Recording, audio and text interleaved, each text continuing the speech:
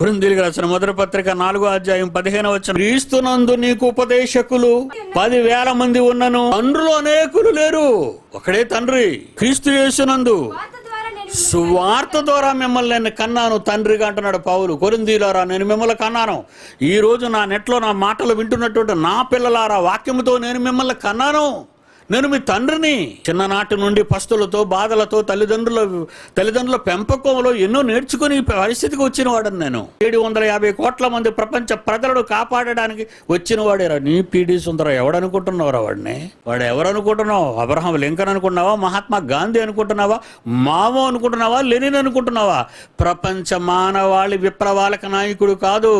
క్రీస్తు సామ్రాజ్య విప్లవాన్ని ప్రపంచ మానవ జీవితాలలో వెలిగించటానికి, మార్చడానికి, సరికొత్త వ్యవస్థను, సమాజాన్ని పుట్టించడానికి పుట్టిన కారణజన్ముడురా పీడి సుందర్రావు. ఏ శక్తి వాడిని ఏమీ చేయలేవురా.